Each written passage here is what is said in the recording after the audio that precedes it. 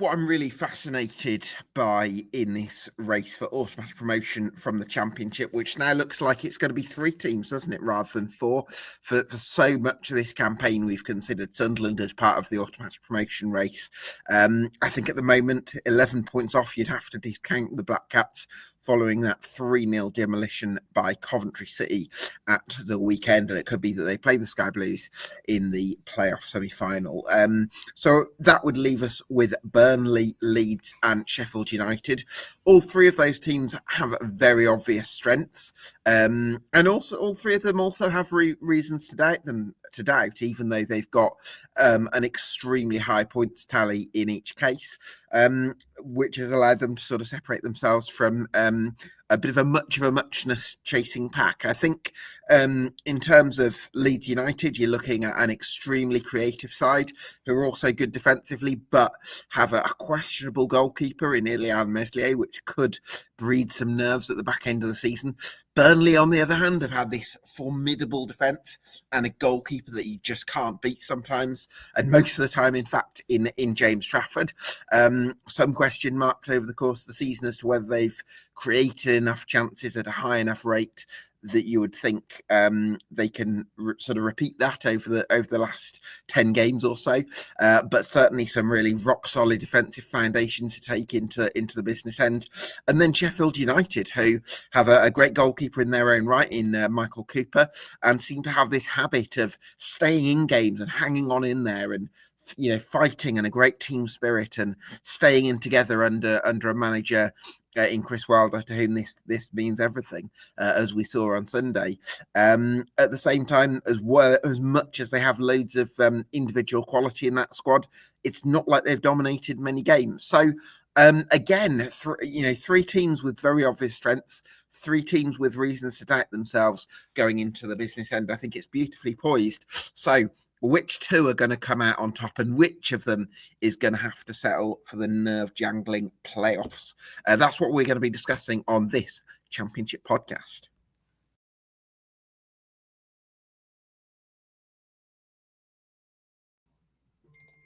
Yes, welcome along to EFL Debate. You can do us a massive favour before we start by getting subscribed to us on YouTube and on Spotify. That would help us out an awful lot.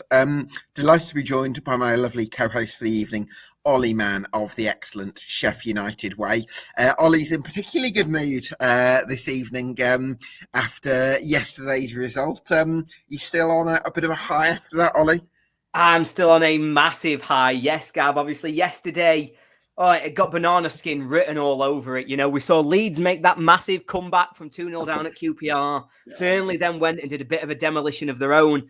And so all the pressure was there going into Sunday. Obviously, Wednesday wanted to make it as difficult as possible. They themselves have been making a bit of noise in recent weeks about what they were going to do on this particular game. So, yeah, it was fantastic to come through what was an immense challenge. I thought Wednesday played really well on the day, but they really did push us as much as they could. And so, yeah, really grateful to Michael Cooper. And words I never thought would leave my mouth, Gab. Really grateful to Ryan Brewster. Yeah, what a win. That really felt huge in terms of this automatic promotion race. So, yeah, I'm delighted. If he only scores, he scored more than 1 goal for Sheffield United, just about. But he might as well. He only needed 1 goal, and if it's the winner at Hillsborough, that'll do. A cult hero forever and ever from now on. He's somebody whose name will be written in history, because obviously it's not just a winner at Hillsborough. It's a winner that secured us the double over Wednesday this season. It's the first time in 126 years that either Sheffield team has completed a double without conceding a goal. All the stats seem to just keep on rolling. And yeah, Brewster has made sure that he will forever be in history with United for more than just being a waste of 24 million quid. Well, we've got to give him a bit of love after that, certainly. All the love. I will never again have a bad word to say about our hero, Ryan Brewster. What a man. Absolutely, yeah. Chris Wilder, we've got to talk about. I mean, I loved seeing that footage of him being at the back of the pub, having a go back at Wednesday after he'd been given that welcoming committee when the team bus packed up at Hillsborough.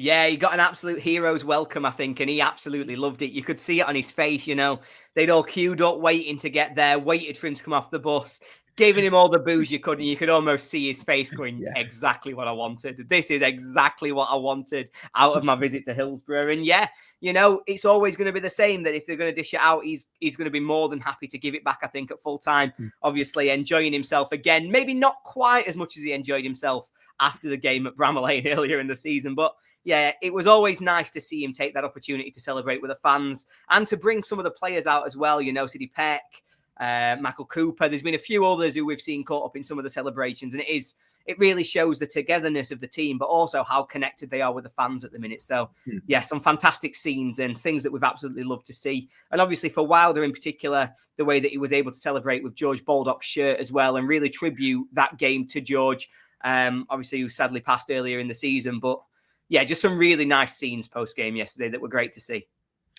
Yeah, absolutely. I think when I look at Danny Röhl, I think his pinnacle is possibly winning a Champions League one day with Bayern Munich, or possibly winning a World Cup with Germany.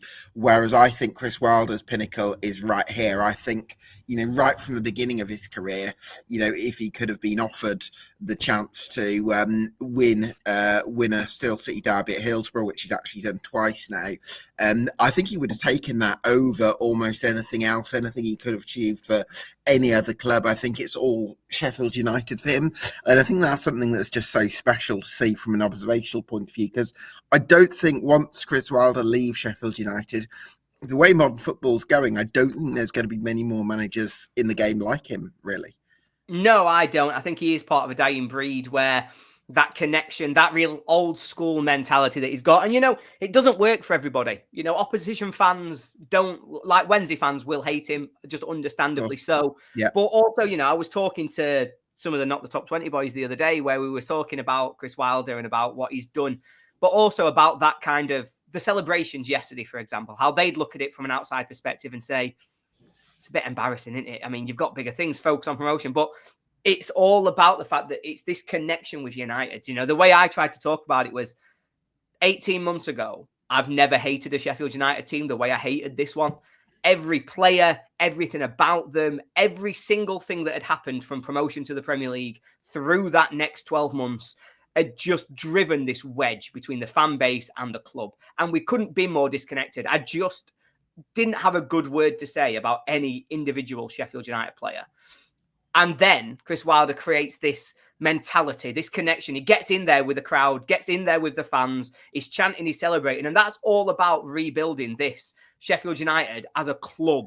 That's including the fans, the players, the manager. Everything about it is united and together. And I think that's such a special thing to be able to create. And it's really difficult to do that. And I think particularly when someone is as big a fan as Wilder is at United, I think it is the pinnacle for him, but also arguably it's the pinnacle that it's going to be for us, if we're going to achieve the things we want to achieve, if we are ever going to cement ourselves as a team in the Premier League. I don't really see how we do it without Chris Wilder at the minute, because he just seems to be the one who can get that extra 10% out of this team, get the extra 10% out of the club. And hopefully that's exactly what we need going into what's going to be a really difficult last 8 games and potentially beyond.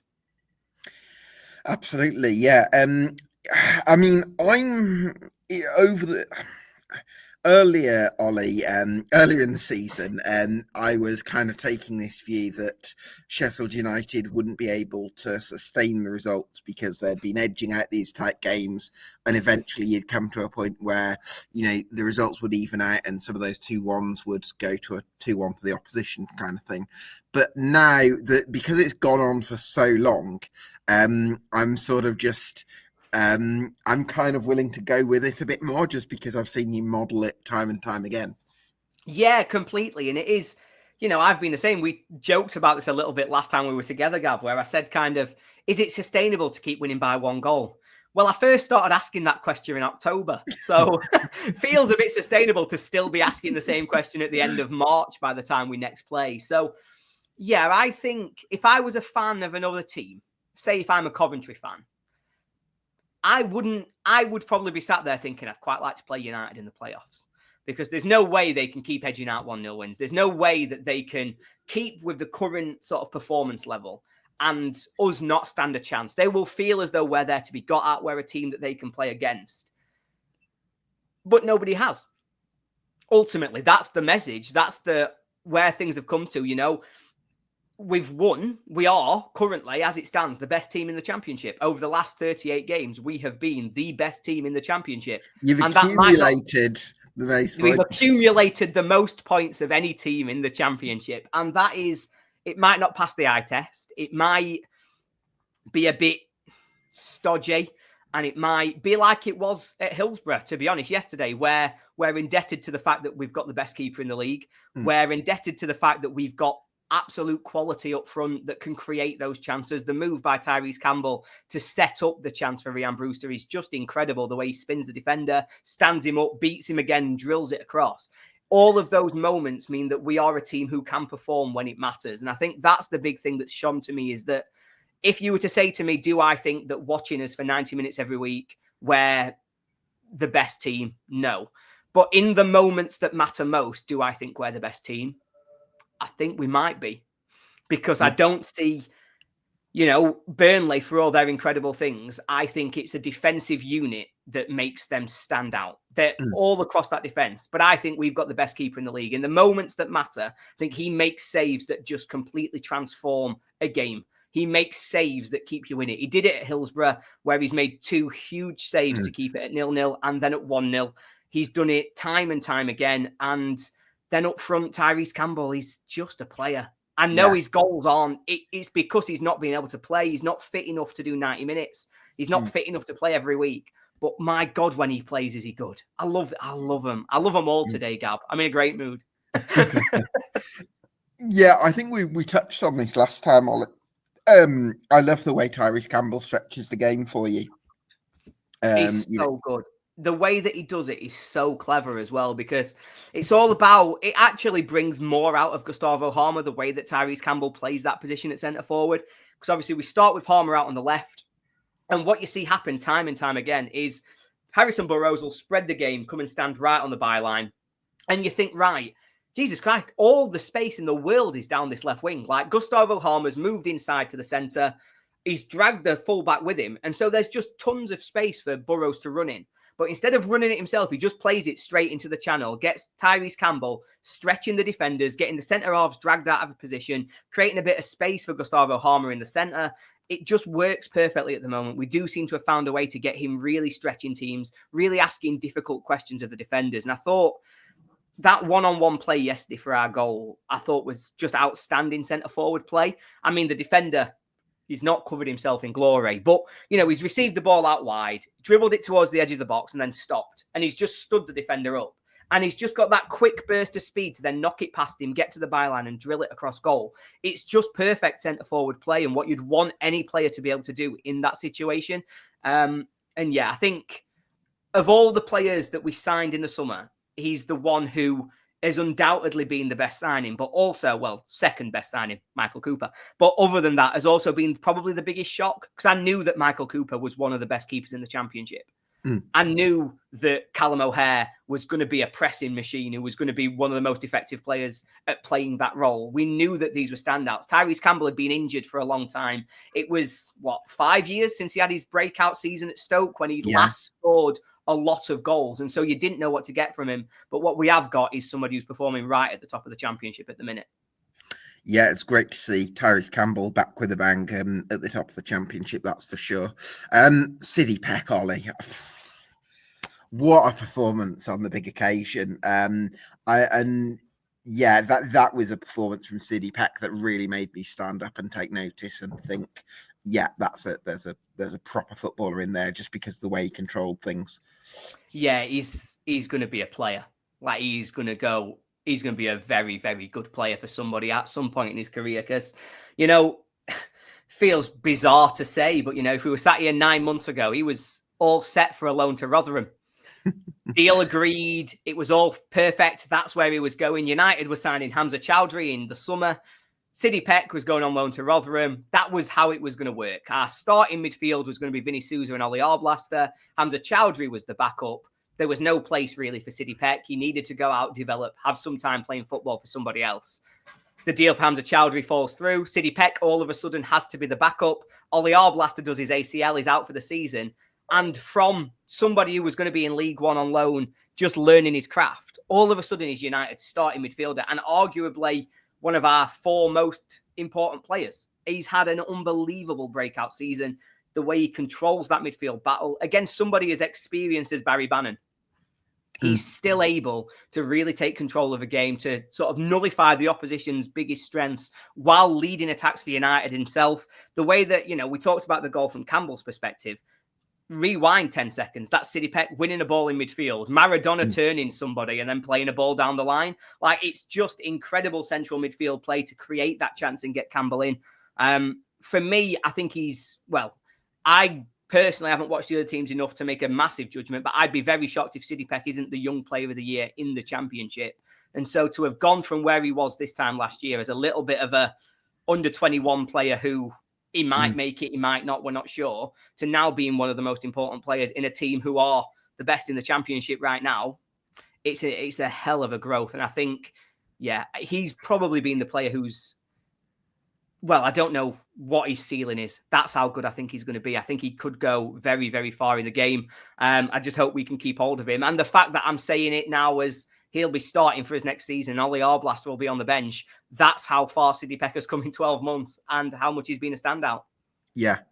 I'm looking at Sheff United's remaining fixtures. I think it's fair to say that other than Coventry at home and Burnley away on Easter Monday, obviously you've got 8 games remaining. I think of the other 6 games, I reckon you're probably going to win about 5 of those.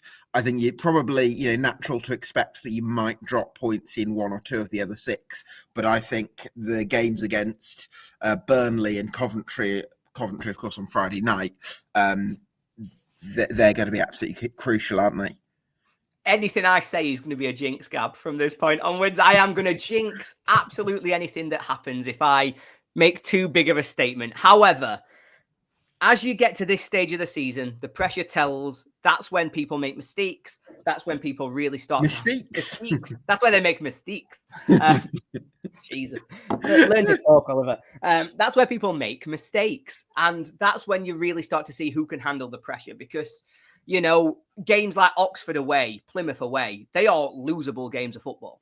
They're 2 teams who are going to be scrapping for their life, who've got decent home records, who are picking up the points there in particular. And so it's going to be difficult for us. Don't get me wrong, none of these games are a walkover. However, I look at the league table right now and I think 5 wins gets you automatic promotion. 5 wins takes Sheffield United to 95 points. Maybe you want to get another 2 just to cement it because of how high the standard is in that top 3 at the moment. But if 95 points is the target, and you're looking at those fixtures in front of us, it feels doable, let's say. Rather than that we will do it, because you can't guarantee anything, rather than that we should do it, because again, you don't want to guarantee, particularly with, other teams have got things to play for as well. However, yes, other than Coventry and Burnley, I thought the banana skins towards the end of this season were Wednesday, Coventry, Burnley. I thought we would lose at Hillsborough, because it just felt like it had got that banana skin written all over it. And then all the pressure is suddenly on because we're 3rd going into this international break. We've got a really hard game coming up straight after the international break. And suddenly you can be 5 points away and you've blown it already. Whereas now that we beat Wednesday, the momentum's behind us. And that can take you a long, long way. Certainly can. Well, momentum's also taken Burnley a long, long way. We're now joined by Joe Redmond from the TurfCast. Joe, thanks so much for joining us. Just wondering, just that defensive consistency for Burnley. 11 goals conceded going into the last 8 games of the season is just absolutely phenomenal, isn't it? Yeah, it's insane. And, it's great to see, obviously. Burnley fans will remember, obviously, a long, successful spell under Sean Dyche. And we kind of felt like that's what it was built on. It was built on a strong defence and a good mentality, a right mentality. And it kind of feels like we're back to that sort of like mentality and definitely kind of that style of play as well. So, yeah, obviously, we've seen some great defenders and goalkeepers at Burnley down the years. Tom Eaton, Nick Pope, Ben Mee, James Tarkowski. But I think these guys are going to be remembered as just as fondly as those guys now. Certainly are. I'm just wondering about that centre-back pairing of Maxime Stev and CJ Egan-Riley. I think Egan-Riley's been suspended for the last one or two, but no, it got rescinded. It got rescinded, and deservedly so as well. It was a trip, and I did think it was pretty petulant from CJ. I said that at the time, but I think the referee gave it for violent conduct, and it's good to get your guys' opinions on it. But it was clearly just a trip, and it's one of them sort of things where you see it happen like 3-4 times in a game, and it's a yellow. It's one of them. It's cynical. You give him a yellow, but I think when the referee saw it, I think he thought he kind of like lashed out at the lad. It was after the full-time whistle. That's where it kind of differentiates, with and it becomes a grey area. But he didn't lash out at him. It just legged him up, and it's one of them. It's probably a yellow card, but it were never a sending off. So yeah, it was rescinded, thankfully. So he did play yesterday, not yesterday, Saturday. Well, yeah, I'm bitter about it. Absolutely bitter about it. Because I agree, to be honest, Joe. I didn't think it was a red card, but I thought it was generous to rescind it, shall we say, in the way that played out. And, speaking personally for me, I'd just extended it, give him another 5 games, see what happens. I bet you would, yeah. Feels like the right thing to do. But they've been a phenomenal centre-back pairing this season, and both you'd normally associate such defensive consistency with maybe an experienced centre-back pairing. But Stev and CJ Egan-Riley are two young talents who have shown huge potential. Yeah, huge potential. Obviously, CJ Egan-Riley is now in the England setup at the under-20s level, under-21. Sorry, Maxime Stev, he's in the French youth setup as well. So yeah, they've been fantastic, and I genuinely believe both of them will. They'll be playing in the Premier League next season, whether we are or not, and that's obviously the flip side of where we are now in the battle and stuff. That if we don't go up, Trafford as well, he'll be in the Premier League next season, whether we are or not.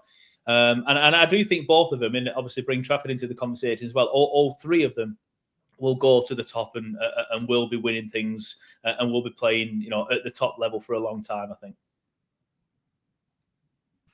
No, I think that's fair. And I think as well, it's the ridiculous consistency of it that has really sort of started to feel like it's rolling a little bit right now at Burnley, because I think earlier in the season, there were lots of questions where it was, defensively, absolutely solid, but games are getting a little bit compact.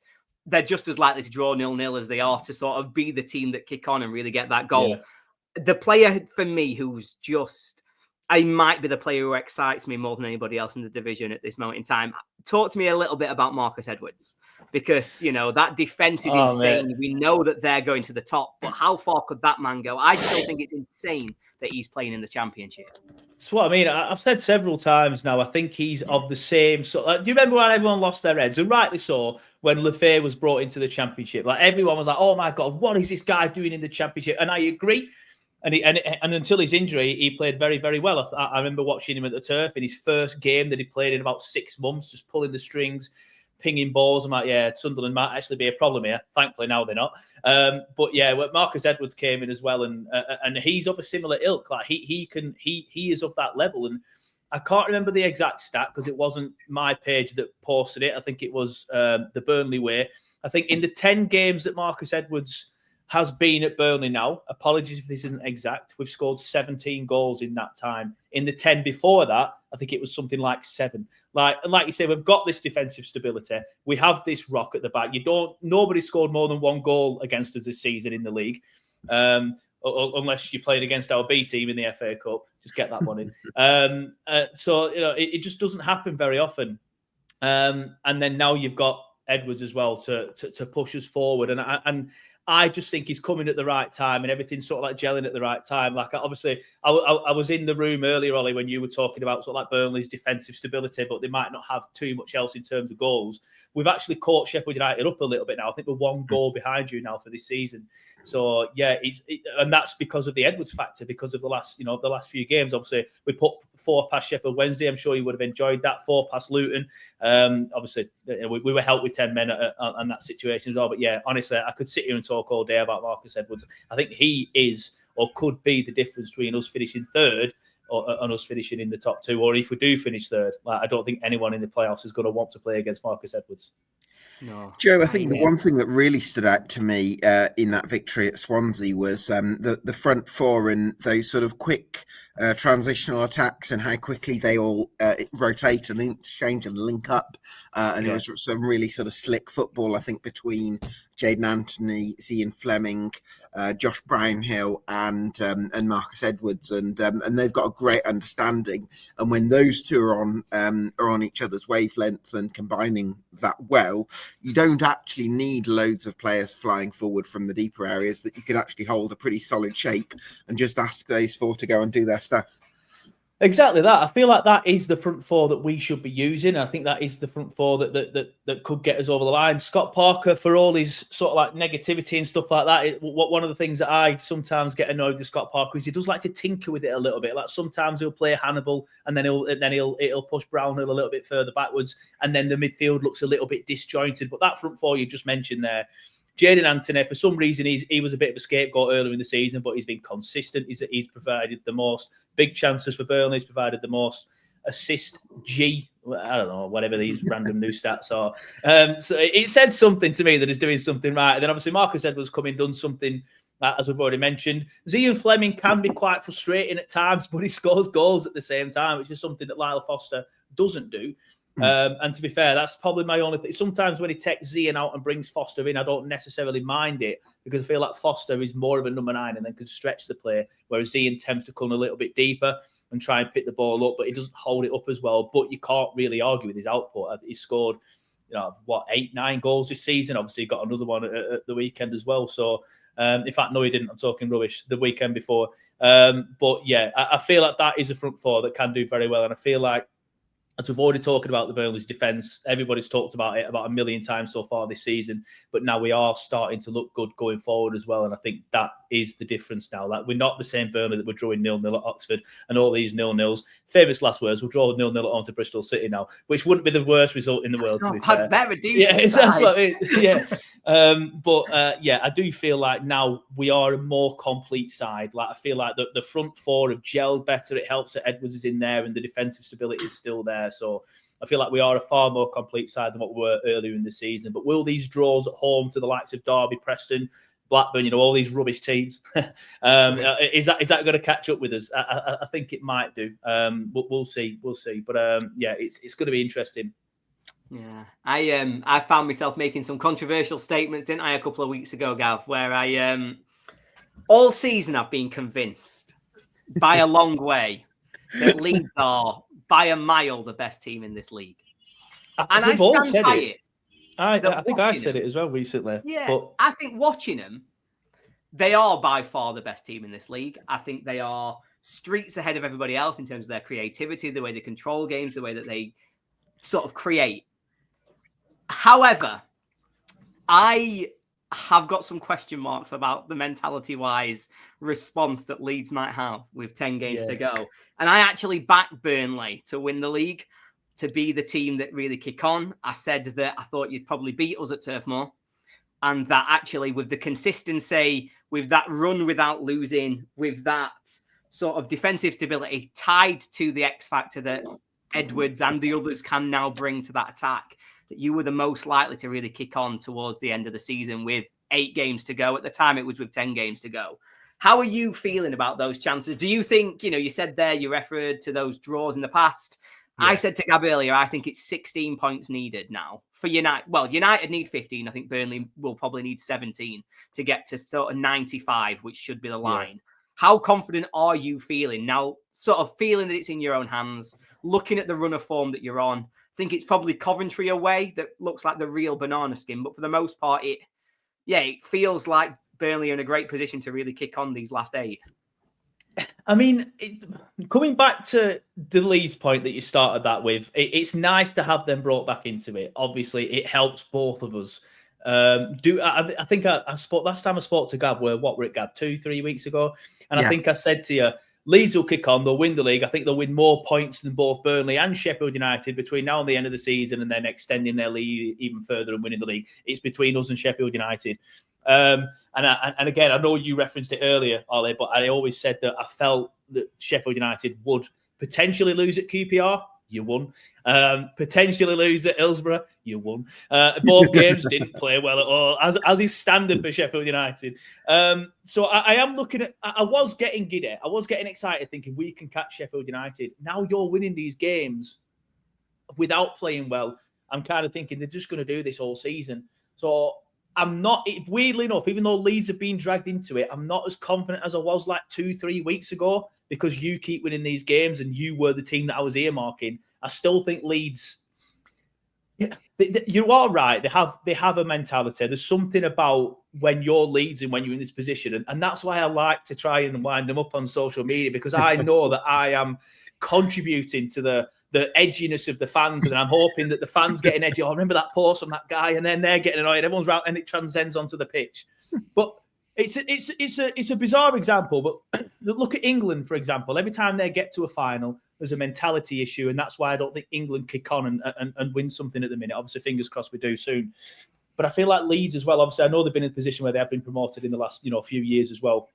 Obviously, under a very good manager in Marcelo Bielsa.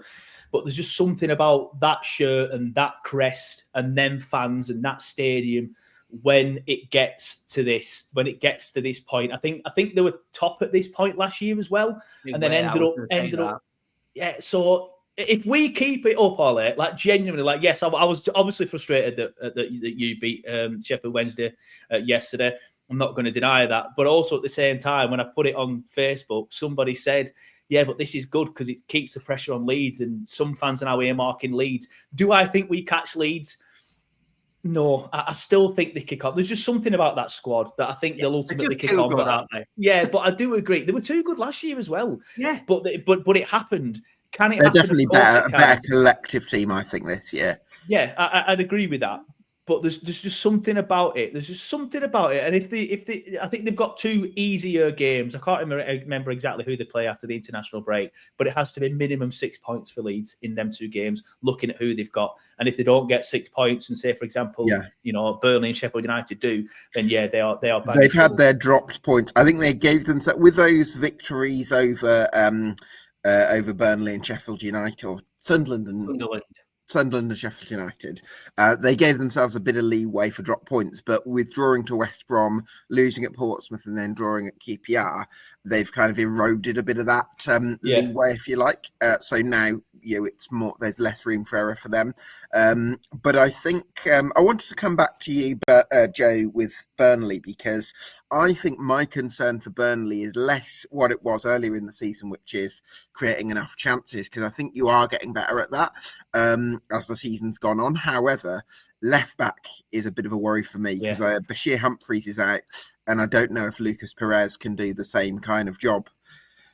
Yeah, you are right. Humphreys is out.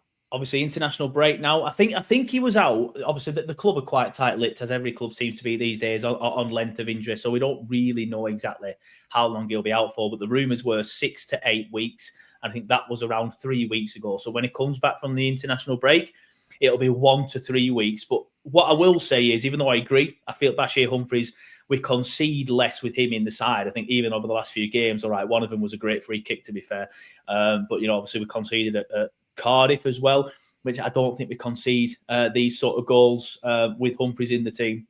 However, and I have tried to make the point a lot on TurfCast recently, is Perez has actually been playing really well. The last 2 games, he's played very, very well. He's still not as good defensively as Humphreys, I'll openly admit that, but I think he offers a little bit more going forward. He put a great cross in against West Brom for Fleming. Fleming, I don't know what happened with Fleming, but it was a brilliant ball. Not to bring it up, Ollie, but do you remember Josh Brownhill's goal at Bramall Lane and that cross from deep? That was from Humphreys. It was a very, very similar cross to that, but obviously Fleming couldn't put it in the back of the net.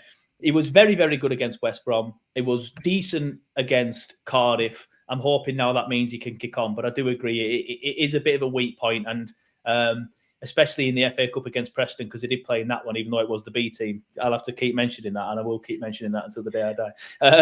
But it did look pretty poor in that game, but I think pretty much everyone had a poor game in that game. But yeah, it is a cause for concern, but probably not as concerned now personally. Obviously, I can't speak for everyone as what I was 2 weeks ago about Perez. How are you feeling about the midfield spot in terms of alongside Josh Cullen? Because I know you mentioned you like Josh Brownhill further forward as part of that front four. How's Josh Laurent getting on alongside? A lot of Joshes in there, isn't there? Yeah, it's Josh. We call it Josh cubed because of 3 Joshes. Nice. But you know what? Loren has been another one that I have sometimes criticised. On the ball, when the ball is at his feet, he looks like a £500,000 player from Stoke City. And I mean that within the greatest of respect for Stoke City and the fee that we paid for him. But off the ball is probably one of the best midfielders in the division. He is fantastic off the ball. He breaks the play up. He gets the ball, to Cullen or the more creative players. And he was fantastic against West Brom, and he played quite well against Cardiff as well. Was it West Brom? I can't remember if it was West Brom, but I think it was Cardiff where he was absolutely superb. But there's been a few games recently where he was absolutely superb, and I've been looking at him recently thinking, yes, maybe I have been a little bit harsh on him, but I like the midfield with him in there because, like I said, sometimes Parker does like to drop Loren and bring Hannibal in, and then he'll push Hannibal further forward and then drop Brownhill back a little bit. And even though I do feel like Hannibal is the better player of the two, I also feel like the midfield looks better with Loren in there alongside Cullen, and then Brownhill can just, arrive late in the box like he did against Cardiff and score goals. He does that so well, I think. He does it every week, doesn't he? He does it every single week. It's just impeccable, his movement and the way he pops up into goal-scoring areas. It's a knack he has, and for some reason, Scott Parker, every now and then, like I said, will put him further back and put Hannibal in there. And Hannibal's not quite as good at that. But even though I do feel like Hannibal is a better player than Josh Loren, our midfield looks much better with Loren, Cullen and Brownhill in there. And I think for me, that's how we should be playing the midfield going forward. Well, that makes a lot of sense. Joe, I don't know how your schedule's looking. You're more than welcome to stick around for another 20 minutes to join in the general... I can do, mate. I can do. Legend, cheers. So our next guest is Scott Worrall, a Leeds United fan, on YouTube as well. You can go and get subscribed. Scott, thanks so much for joining us. How are you feeling about Leeds United's promotion prospects? To be honest, I'm feeling quite down with it all, to be honest. I think as Leeds fans, everyone says we're the best team and all this, and it's sort of boring. And I think even if we are the best team, we've seen Leeds do this year on year. I didn't think Ipswich and Leicester were miles better than us last year, and they got top 2. Didn't think Southampton were miles better than us. They got promoted. I mean, we played Ipswich and Leicester last year and beat them both home and away. So that sort of speaks for itself, really. This year, sort of similar. Obviously, we beat Sheff United home and away. We've beat Burnley, to be fair. We've had our number, to be fair to them. But we've beat majority of the better teams around us. We beat Sunderland, and we should have beaten them twice. But I feel that we're sort of stepping into the usual Leeds United motion again, really, at this time of the season. That's my feeling. And yes, you might say there's no logic in it, and potentially there isn't any logic because we've scored the most goals. As I said, I still think we've got arguably the best team in the league. But I am getting seriously frustrated with it now, to be honest with you, because I don't know, I'm sick of this sort of the ending that Leeds United seem to produce season on season, really. Yeah, but maybe not the answer you expected. No, it's interesting, isn't it? Because if you switch back to, I don't think it was more than 3 weeks ago when you'd beaten Sunderland and you'd won at Bramall Lane, and it felt like a massive breakthrough. Here we go, Leeds United. We're pulling clear of the rest. And then you drop points against West Brom. You lose at Fratton Park. You draw at QPR, coming back from 2 down. And it feels like a lot of that good work that was done, beating your immediate promotion rivals, has actually been eroded a little bit. Would that be fair? That's absolutely fair, mate. I think that's sort of bang on. I think, to be honest, I look back and just really glad that we actually did get them games over the line, because I can only imagine where we'd been had we ended up drawing or losing against Sunderland and obviously not picking up the 4 points against Sheff United. I mean, we'd be way back. So it was, looking back, it was just a really good job. But you do think, like, I look at it now and I think we're 8 points clear at Burnley at the time after we beat Sheff United. Why can we not push on? Like, I just don't get why we can't do that. The West Brom game, I totally got that. But then to go down to Fratton Park, with the greatest respect, they're a newly promoted team. And I know we team, that was a bit of a slightly different game because we had tons of chances, like Pro missed an open goal, even though he's one of the best finishes in the league, in my opinion. He missed an open goal, and he missed like a one-on-one that I probably would have scored. And obviously it's a Meslier mistake again. I want to pull my hair out with that, but yeah, we just didn't. And so that game I sort of maybe could understand. And then I think we get back to sort of winning ways, obviously against Millwall, and I'm thinking there we have. I didn't think the performance was fully sort of at its peak really, but the job was done. And then against QPR in the first half, and we got beat 4-0 down there last year. And to be honest, when it was 2-0, I thought it was going to go in a similar way. I thought we were quite lucky actually to get back into the game with the goal that we scored in the first half. But then we get the goal with Bogle straight after half time, and you think, well, I think at that point, surely you've got to go and push on to the win. I know from 2-0 down, technically a good result to obviously get back to a draw, but it don't feel like a good result when you equalise on the 51st minute. It really doesn't. I think where is the sort of the next step to then go and win the game? And yes, I think for the next 15 minutes we looked like we might go on and win the game, but then we sort of just stopped and QPR got themselves back into the game. So yeah, to be honest, as I said, I am seriously frustrated with it, and I feel like we're just going down the same path that we did last year. We did in the first year of Bielsa, and yeah, I'm not particularly feeling that great about it all, to be honest, at the moment. How much of a problem is the away form, Scott? Because it's not that. I mean, and we say this again. Leeds have very few problems in the team. They are third in the league for away form in the context of a question of how much of a problem is the away form. But obviously, that does seem to be where these sort of mistakes start to creep in. That's where the sort of mentality against Portsmouth, where you can't just force it over the line, against QPR, where you've had this amazing comeback, but it stops on the 51st minute rather than being the sort of catalyst to really go on and win that game. What do you think the difference is? Is it just not having the atmosphere of Elland Road? Do you approach games differently? I don't really know. I think a massive thing when you're going away from home is I think you need to have a good keeper. I think that helps massively. Because we like the Fratton Park one, it's just a Meslier mistake again, and I'm sick of talking about it really. But it's like if he just comes out and collects the ball and doesn't panic and sort of go for it, and then end up in no man's land. Like Trafford and Cooper both claim it, and there's no issue there. And then we might end up scoring and winning the game, which I think we've seen a lot with Sheff United. Because I think, no offense probably to Sheff United, but I watch you and I don't.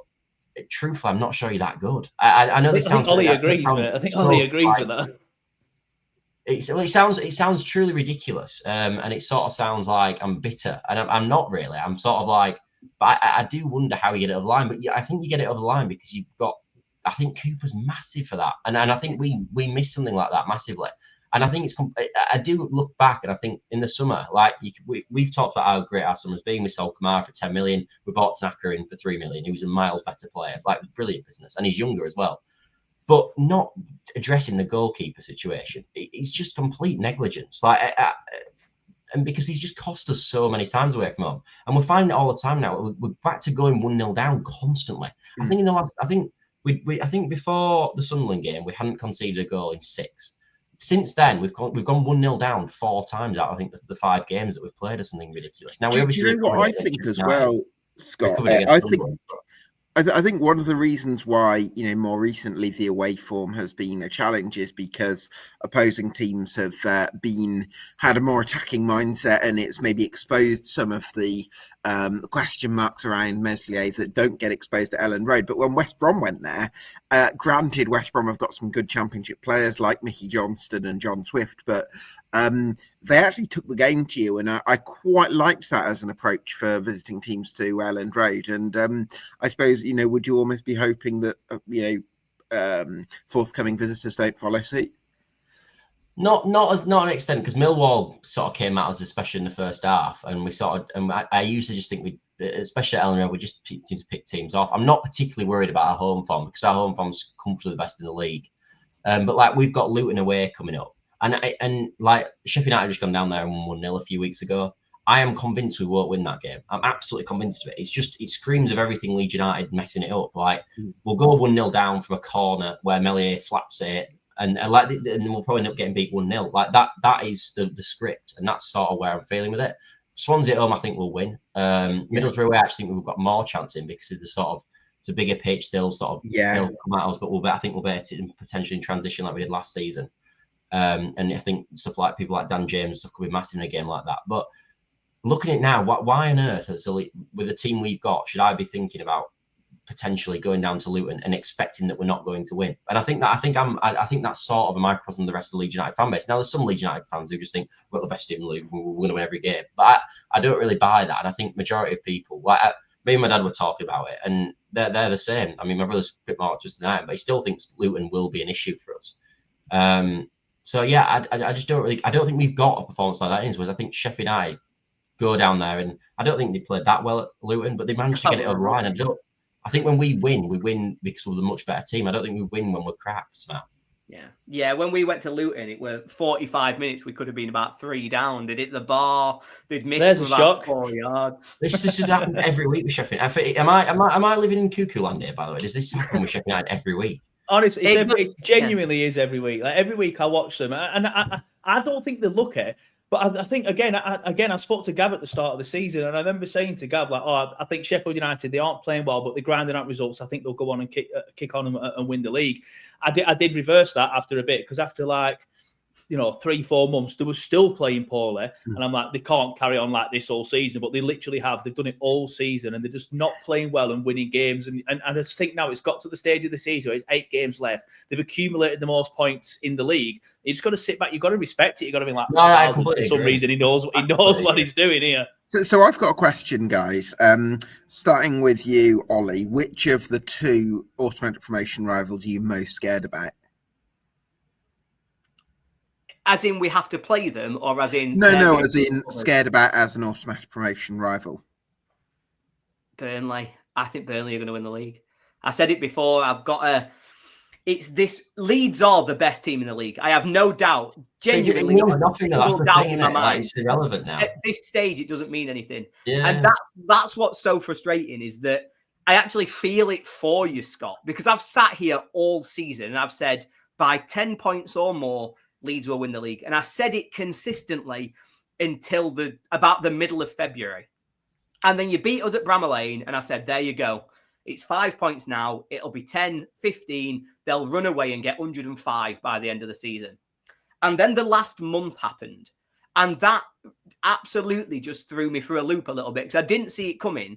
But now, in this position, it reminds me so much of last season, when Leeds, I think at that time, had got 82 points. So it's 80 now. I think it was 82 points last season, 2 points clear of third, top of the league, ready to kick on. And it's the games coming up. If you were playing United and you were playing Burnley, I'd say Leeds will win those games and they'll pick up 6 points and they'll go on and win the league.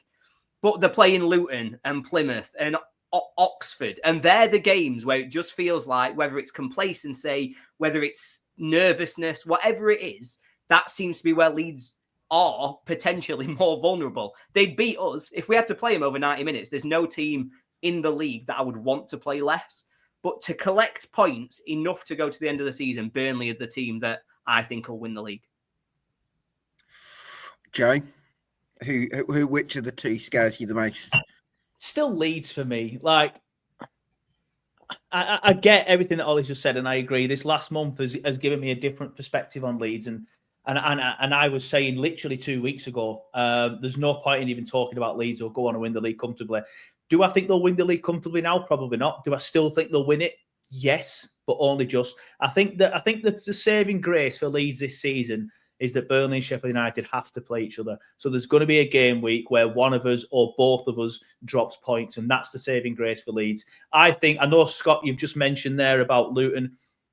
Mate, I know they got a player sent off against us 2 weeks ago, but they were genuinely the worst team I've seen at the turf. I know, but it doesn't matter. I'm telling you, they were awful. Games, it doesn't. I don't know why. I can't explain this another way, but it just doesn't matter. Like Luton at Kenilworth Road is it is different. I admit Luton at Kenilworth Road is different, but again, Sheffield United have been there recently. Well, I think in your next 2 games you get 6 points. And I think then you will then kick on from there. And then obviously, like I said, Burnley and Sheffield United have got to play each other. I'm still just looking at Sheffield United. I can't speak for all Burnley fans, obviously, but me personally, I'm still looking at Sheffield United. Yes, I did get a bit giddy when you drew to QPR at the weekend. I was then thinking, my God, maybe Leeds are the team that can be dragged out of it. But I was a little bit more frustrated when Sheffield United won, and I still feel like Leeds will eventually kick on and win the league. I think you've just had your blip. I think now international breaks come at the right time for you. I think you'll kick on and then win the league. I just think we've got to prove something now. I think we've if this team think that they are like, we had Strout coming out after the sort of the Millwall game saying we've got like 9 cup finals left, and then we put in the first half performance against QPR, and I'm like, well, is it a cup final or not then? What are you just, is it words? I do think, and we've obviously lost Ampadu, and I think he's massive, especially for our away form. But I think he might be back near on the end of the season, because he's not decided to have an operation. He's decided to just sort of, I don't know, patch it up. I don't know how they do it, whatever they do. So I think he coming back could be massive. But as I said, I think we are probably the 3 teams. I think we've got the most to prove now, because we've got to show that we're not this team that just like basically bottle jobs. Like, I think that's what we've got to. I think we've got to. I want to see something different when we go. Like, if we beat Swansea, fine. I expect that, really. I know that sounds ridiculous, but I do. But if we go, as I said, if we go to Luton and actually put on a performance and actually win the game, and don't sort of find ourselves 2-0 down at half time or something ridiculous, then I might ask for a different. But we didn't. Like at QPR again, we didn't. They proved me right. They didn't prove me wrong. Well, I suppose Pascal Struijk has kind of proven people wrong in recent form, because he's dropped off a lot when he would have been considered for much of the season among your top 3 players, Scott. Is that a surprise for you, Pascal Struijk's drop in form, and do you have a possible explanation for it? Yeah, it's bizarre. I mean, like, but obviously Ampadu was playing at centre half, and as I said, we'd gone 6 games without conceding a goal. But even when we were not going on this run, I was like, well, Strout's a miles better centre half. Like, why are we not playing him? But I don't know. I just think that he's come back from injury and he's just a bit slightly off it. To be honest, I think it's been over-egged the pudding that more than it probably is. I don't think he's been like truly horrendous. But right. But yeah, I can't. And I just said I can't really work it out. I feel like I'm not giving enough here, but I can't work out why we do what we do, other than it's like the pressure feels like. I'm at the point with it where I generally think like the people blame Fark, people blame the players, people blame blah blah blah. I feel like we could have the Liverpool squad and have, I don't know, any manager in the world in charge, and we'd still mess it up somehow. Like that's how irrational I'm sort of with it. I with it really. Interesting. Yeah, it does feel like, because of the pressure of Leeds United and the expectation of being, one of the top 8 clubs in the country, that there is a kind of weight that comes with that maybe has hindered Leeds United at the business end of the season. But I still look at it like I think the rest of the Championship, including Sheffield United and Burnley, would probably swap squads with Leeds, even if it meant having Meslier, because you've got Jayden Bogle and Junior Firpo, who have been amazing fullbacks. You've got Struijk, who's been one of your best players this season, bar the last couple of months. Joe Rodon as well. You've got Ethan Ampadu, who's a fantastic footballer, whether that's defence or midfield. Some brilliant midfielders. Quality wide men in Manor Solomon and Dan James. Willie Nonto obviously made a huge difference off the bench at QPR. And then a couple of pretty good strikers in Matteo Joseph and Joel Pirro. So yes, there's a goalkeeping issue, but I do wonder whether there's that, and also the kind of Leeds are falling apart sort of rhetoric can kind of colour, actually, this is a pretty good squad, It's by far the best squad, I think. I think they are. Again, I think in every single metric other than the goalkeeper, and I kind of really sympathise with Scott, because it's completely irrational. And I feel it in my own head is that it's completely irrational, because by every metric, Leeds are the best team in this league. Like, they concede the least chances, the least quality chances. They create the best chances, score the most goals. When you look at the squads, they've got the best players running through almost every position other than in the net. And then it's hard to find anything that is a fault at the squad. And yet, why we should not be having this conversation mid-March.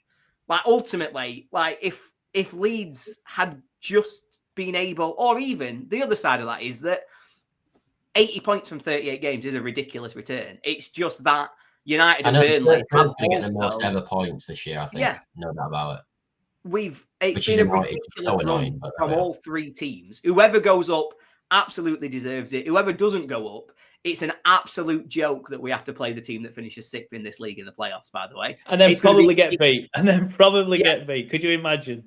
I'd be fuming. Lose to somebody who finishes 40 plus points behind you. You're kind of like, how is this a thing? Like, Well, how we are were we there, not we to were play there against on these? time,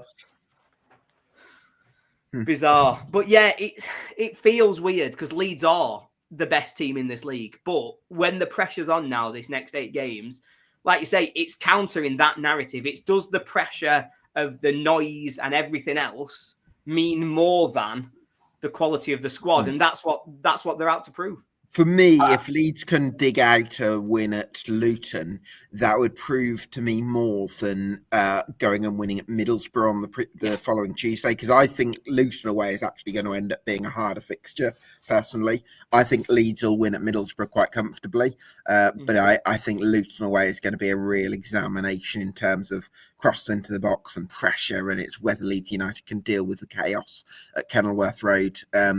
That's going to be a big question mark for me. That's going to define the promotion chances. They're the games. Oxford away will struggle at.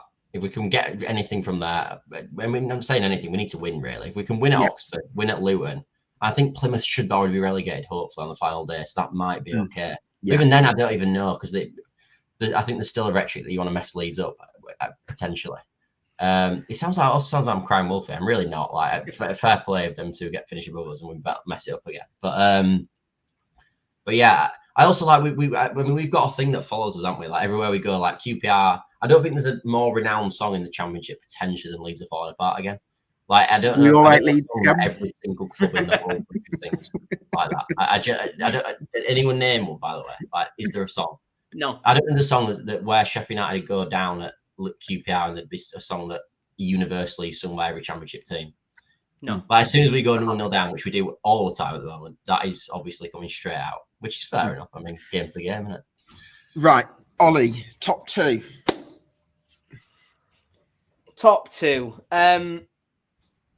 I think, screw it. Right. Commit. I think Burnley and United is what I'm backing. I've got to back my own team. I'm backing Burnley to win the league, United to come second. However, I do just want to put at the back of Joe's mind that United's last game of the season this season. Oh, mate, trust me, I already know who it is. I have seen it and I'm fuming. I saw Scott earlier talking about last game of the season. I'm like, you've got no idea, mate. The full Bramall Lane. There won't be anyone in the way end because there never is. But the full Bramall Lane Stadium will be all cheering and hoping that Sheffield United get promoted, mate. Blackburn will be out of the playoff scramble by then as well. They're out of it now, Gabby. They're out of it now, mate. Yeah. So Blackburn will be out. We'll be there, ready to go up. Maybe it'll be a direct challenge with Burnley. Let's hope Blackburn can do us all a favour if we need it. All we need to be, if we are above you on the final day of the season, fine. You can have your little, Blackburn celebration thing. We cannot mess up on that final day. But obviously, if we're 2 points behind you and Leeds are already up, for example, then, yeah, we can kiss the promotion chances goodbye, I think, with your final game. So who's your top 2 then, Jay? Sunderland. No, I'm joking. Yeah, I still think Leeds win it. And I think Burnley sneak into it. But like I said, I'm not as confident as I was 2 weeks ago. That win at Hillsborough has really dampened my squid for Sheffield United. Dampened your squid. I've never heard the expression used in that context. I just changed it up a bit. It's probably illiterally incorrect. I like it. I think you're a trendsetter, Jay. Yeah, well, I don't know. There's just something about Sheffield United where I'm just thinking, will you just stop? Will you just stop doing it? Just stop. After Bristol City, I thought, oh, here we go. Finally, they've not held on to a shocking 1-0 win that they've had all season. So when I saw that, I was like, this might be. And then they grind one out off a deflection cross after getting battered. Just stop doing it. Ollie, have a word with Chris Wilder and just stop. But the thing is, when I see Leeds beat Cardiff 7-0, you just think, fair enough, that there's just class. You've got to let them have it. But when I see you scab the 15th win in a row, I'm like, for God's sake, what is going on here? Does it feel like that though? Do you feel like you're surviving on, or do you feel like, well, actually, sod yous, we're grinding them out. We know what we're doing. It's weird, to be honest, because for example, against Bristol City, we did not deserve to be 1-0 up. That felt a little bit like, Jesus, we're robbing one here. And I'd probably say it alternates week on week, where some weeks you think, Jesus Christ, we've absolutely robbed them. Like, we talk about, we played Portsmouth at Bramall Lane and got played off the park. No idea how we won. Like, I watched that game. So I didn't watch it, but But I know like, how are we missing like open goals again? Like, what's going on? Yeah, every chance somehow didn't end up in the back of our net, and our 2 chances did end up in the back of theirs. And there are games like that just feel like we cannot keep doing this. It feels so unsustainable. But for the majority, what we see more than anything else is generally a pretty controlled 60 minutes where you think, right, we've not created loads, we've not gone and battered somebody 3-0, but we're 1-0 up, deserve to be 1-0 up and are well in control of this game. It's generally then that once we've gone 1-0 up, we make our subs, and the last 30 minutes, regardless of what we do, always just feels like defending. It feels like almost it's the tactic to go from control the game, see what happens for an hour, get 1-0 up, and then just hold it. And yeah, it does feel frustrating at times, and it feels not great for my, blood pressure. Very not great for my dad's blood pressure. Like what you've seen all season now. Yeah, it is. Yeah. Well, I mean, exactly the same every week. I don't think they're lucky anymore. They're doing it. No, I agree. I do agree. I would say we've earned our luck. That's the way I'm going to sell it, because there has to be an element of it. We talk about save against Bristol City is just outstanding. Like, yeah, we've got to keep who throws it in his own net. You've got to keep who throws it out his own net, basically. So, I mean, that's the difference. Yeah. It makes a huge difference. And obviously then you go to the game at Hillsborough, and he's made a fantastic save from Michael Smith in the first half, made a great save from Marvin Johnson in the second. Svante Ilgelson's somehow missed the open net on the rebound after his save. And it's those moments where you kind of go, I think Michael Cooper has earned the luck for it to not go in the back of the net, but there's still a bit of luck there for why it hasn't gone in the back of the net.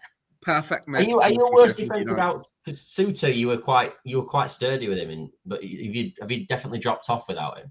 Defensively? Massively, yeah. So I always use this same stat, but at the point that Harry Suter got injured, our goals conceded per game for games that Harry Suter played is the same as Burnley's. We'd conceded 0.3 goals per game when Harry Suter played. We were very much on track to be sort of keeping up and not conceding any goals at all. Obviously, at Bramall Lane, we'd conceded none. He'd never conceded a goal when he played until Boxing Day. And so it was a ridiculous run. Without him, I think we now concede 1.2 goals per game, I think it is. Obviously, we've kept a couple of clean sheets, so it might need updating, but it's around just over 1 goal per game without him. So definitely been a huge drop-off since Harry Suter has been injured, but that has been tied into, we've had the recruitment, we've got Brereton Diaz in, we've got a little bit more going forwards now, so it does feel like we're more likely to score 2 than we were before Suter's injury, but we're definitely more likely to concede 1. Makes a lot of sense. Scott, who'd be your top 2? I've said all this nonsense, but I saw a stat after we beat Sheff United, and our XG4 compared to XG against was +40, and the second team in the league were Coventry at +12. So I mean, it's got to. Surely we can do it. So I'm gonna back us, and I also think that potentially, like I look at Burnley's fixtures, I think they're quite hard. I think they're the worst, probably all of us. Although you have been pretty good in the trickier games, to be fair. So maybe I'm wrong, but I am going to say that we'll win the league, and I think Sheff United, just because the fixtures are slightly better, even though potentially I think Burnley slightly better team, I think Sheff United will do it. So yeah, I'll go Leeds and Sheff United. I'll go Leeds and Burnley. There you have it. I know, yeah. You can win the playoffs, Oli. No, we can't. That never happens. Burnley, by the way, if Burnley finish third, they definitely win the playoffs. The way they play, not conceding, they'll just grind it out and win. I think the only way to guarantee all 3 go up is Burnley going in the playoffs. I'm absolutely convinced they'll get. If they get in playoffs, next year. Us and Sheff United, I'm not sure in playoffs, but Burnley, 100% through playoffs will do it. Parker's done it before as well with Fulham, so. Yeah, he has, but I am worried about Coventry. If I'm not going to lie to you, over 2 legs. I think obviously we've got to play him at the CBS as well yet, so that'd be a good indicator to see if we do end up playing them. But I think they'll get 5th though, Joe. So I think if you finish 3rd, you'd only play Coventry in the final. Yeah, but that's what I mean. That in a one-off game, they are capable of beating us. Like that pitch at Wembley's a big pitch. And if anywhere you can stretch the Burnley defence, it's on that Wembley pitch. Yes, it'll be difficult to stretch the Burnley defence. And I presume everybody who finishes in the playoffs, if we do finish in the playoffs, will say, I don't want to play Burnley. They're going to be more scared of us than we are of them, but that doesn't mean that they aren't capable of beating us. You'll be fine. Well, there you have it. Listen, gents, thanks so much for joining us on the Championship podcast to talk about the automatic promotion race. Lots of lively debate. Really appreciate your time, Scott. Likewise, Joe. Thanks to Oli, wonderful co-host. Get yourself subscribed to Scott Worrall on YouTube, to the TurfCast podcast, and to Sheff United Way, and also EFL Debate as well. Yeah, plug yourself, mate. Yeah. Absolutely, yeah. So if you've enjoyed this episode, give it a subscribe and give it a thumbs up on YouTube. Let me know in the comments who you think is going to get automatic promotion, and we'll see you again next week for another Championship podcast.